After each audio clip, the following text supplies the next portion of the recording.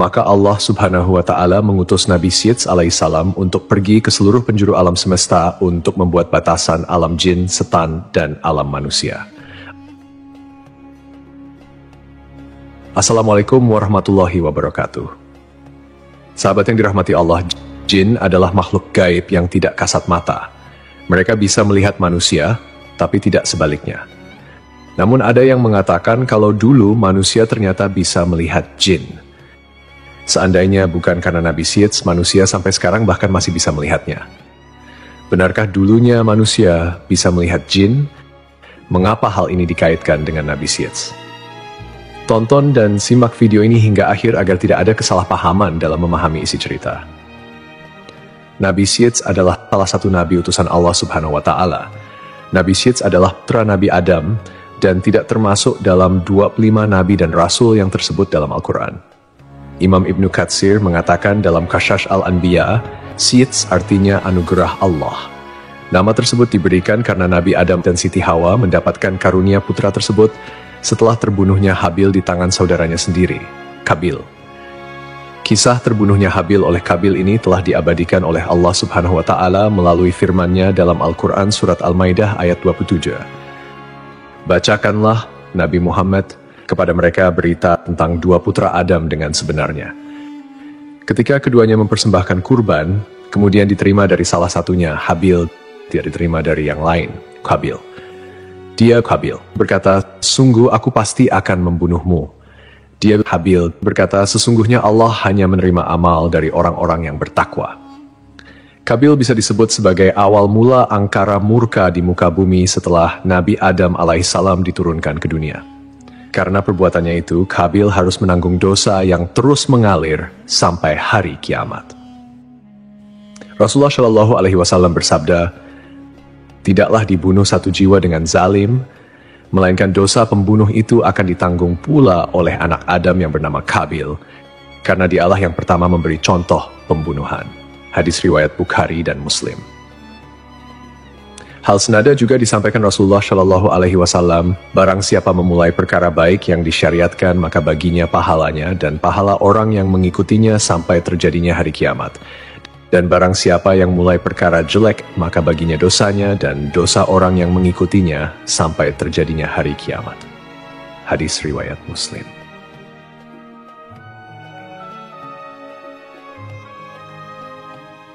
Dikisahkan setelah Nabi Adam alaihissalam mengetahui Habil terbunuh, Nabi Adam sangat bersedih dalam waktu yang lama.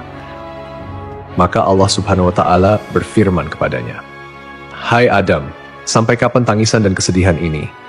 Sesungguhnya aku akan memberikan pengganti dari anak itu untukmu dengan anak yang terpercaya dan akan menjadi seorang nabi. Dari keturunannya akan menjadikan para nabi hingga hari kiamat. Tandanya adalah dia akan dilahirkan sendirian, tidak mempunyai saudara sekandung, dan apabila lahir anak itu, berilah ia nama Syeds. Seperti yang kita ketahui bahwa sebelumnya, setiap kali melahirkan, Hawa selalu melahirkan anak kembar. Namun, kelahiran Nabi Syeds tidak memiliki saudara kembar. Ketika Hawa mengandung Nabi Syeds, kandungannya tidak terasa berat, dan Hawa melahirkannya tanpa bersusah payah. Tajlang Rudi mengatakan dalam buku Akhlak Para Nabi bahwa Syeds lahir 5 tahun setelah Habil dibunuh oleh Qabil. Dalam kitab Qasas Al-Anbiya, sebagaimana diceritakan oleh Salim Umar Alatas, disebutkan bahwa Nabi Adam sempat menderita sakit selama 11 hari sebelum wafat. Saat masih sakit, Nabi Adam berwasiat kepada Syeds untuk meneruskan wasilah kenabian. Syeds menerima beberapa wasiat dari ayahnya, termasuk perintah untuk memerangi Qabil yang durjana. Nabi Adam juga memberitahukan kepada Syeds tentang akan terjadinya topan dan kehancuran alam. Selain itu, diajarkan pula kepadanya tentang waktu-waktu ibadah dalam sehari semalam. Dikeluarkan juga seutas tali dari sutra yang memuat gambaran tentang para nabi dan orang-orang yang akan menguasai dunia. Tali tersebut diturunkan kepada Adam dari surga dan diberikannya kepada Syeds untuk dilipat dan disimpan di dalam tabut, sejenis peti yang harus terkunci. Adam lalu mencabut beberapa lembar rambut dari janggutnya dan meletakkannya ke dalam tabut sambil berkata, hai anakku, ambillah rambut-rambut ini dan bawalah bersamamu ketika menghadapi urusan yang penting. Rambut-rambut ini akan membantumu mengalahkan musuh selama masih ada bersamamu. Apabila engkau melihat rambut-rambut tersebut memutih, maka ketahuilah bahwa ajalmu telah dekat dan engkau akan meninggal pada tahun itu." Kemudian Nabi Adam mencopot cincinnya dan memberikannya kepada Syed serta menyerahkan tabut dan suhuf yang telah diturunkan kepadanya. Adam berkata, "Wahai anakku, perangilah saudaramu Kabil, sesungguhnya Allah akan menolongmu untuk mengalahkannya." Perlu kita ketahui, kejahatan Kabil bukan hanya membunuh saudaranya Habil, tetapi Kabil tidak mengikuti syariat yang dibawa Nabi Adam dan membebaskan anak keturunannya melakukan maksiat. Tidak ada batasan antara laki-laki dan perempuan, hingga dari keturunan Kabil lah muncul alat musik yang dipakai untuk mengiringi tarian yang semakin melewati batas. Mereka terjerembab kepada budaya dan gaya hidup tanpa hijab dan aurat.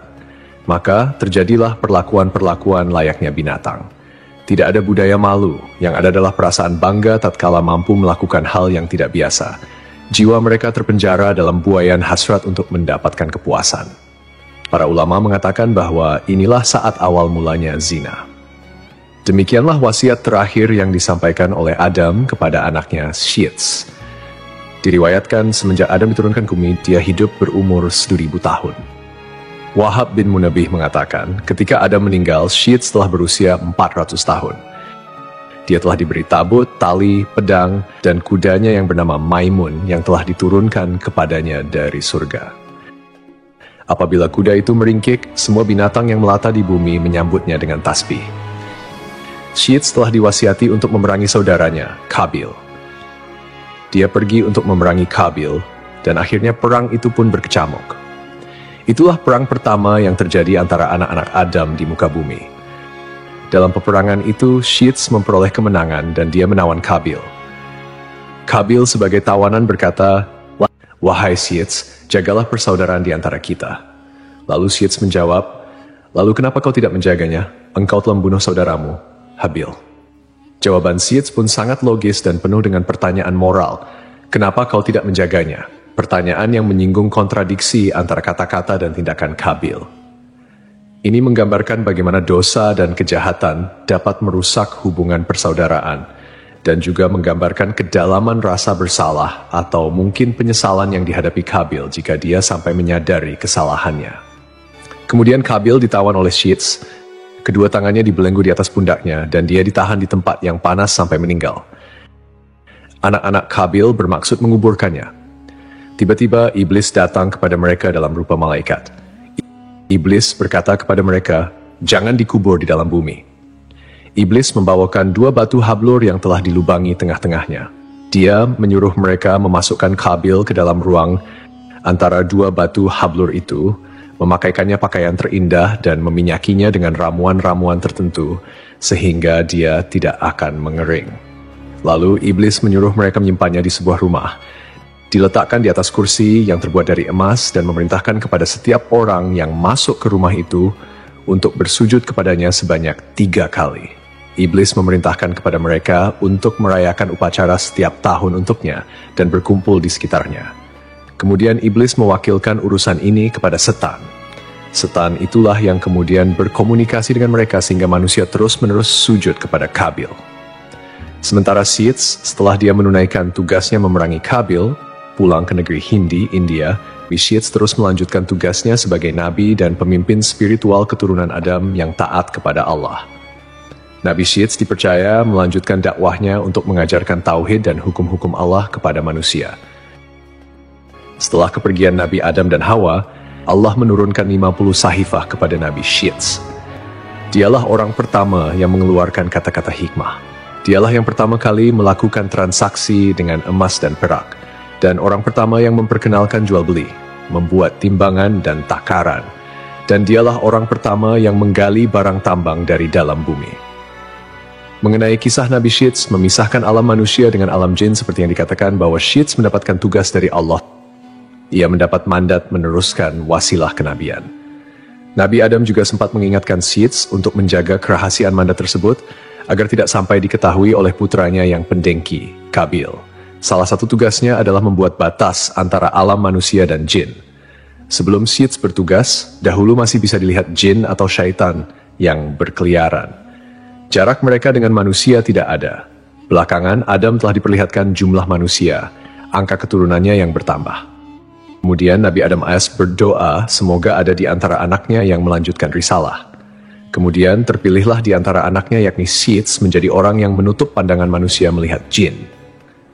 Pada saat itu tidak ada batasan dunia antara jin dan manusia. Dan hal tersebut menjadikan manusia bisa melihat jin yang sedang beraktivitas layaknya manusia. Akan tetapi, berkat doa dari Nabi Syeds, salah satu anak Nabi Adam manusia kini tidak bisa lagi melihat jin dan memisahkan antara dunia jin dan manusia. Kisah tersebut perlu dikaji lebih mendalam mengenai sumber-sumber yang syahih yang dapat dipercaya. Tidak ada riwayat atau kisah spesifik yang secara langsung menghubungkan beliau dengan peristiwa ini. Dalam Islam, jin adalah makhluk gaib yang diciptakan oleh Allah dari api tanpa asap, dan mereka memiliki dunia mereka sendiri yang berbeda dengan manusia. Tidak ada keterangan yang sahih yang menjelaskan bahwa ada masa tertentu di mana manusia bisa melihat jin secara umum dan kemudian kemampuan itu hilang. Pada dasarnya, manusia memang diciptakan dengan keterbatasan dalam hal penglihatan terhadap makhluk gaib seperti jin. Hal ini adalah bagian dari ujian di dunia, di mana manusia harus beriman kepada yang gaib, tak terlihat, termasuk keberadaan jin, malaikat, dan hal-hal yang tidak tampak oleh mata. Dalam ajaran Islam, manusia bisa melihat jin hanya jika Allah menghendakinya, misalnya melalui kejadian-kejadian tertentu atau sihir yang dilarang. Namun, ini bukanlah sesuatu yang umum atau diceritakan secara spesifik dalam sejarah Nabi Syeds. Wallahu a'lam bishawab. Hanya Allah yang mengetahui kebenaran yang sesungguhnya.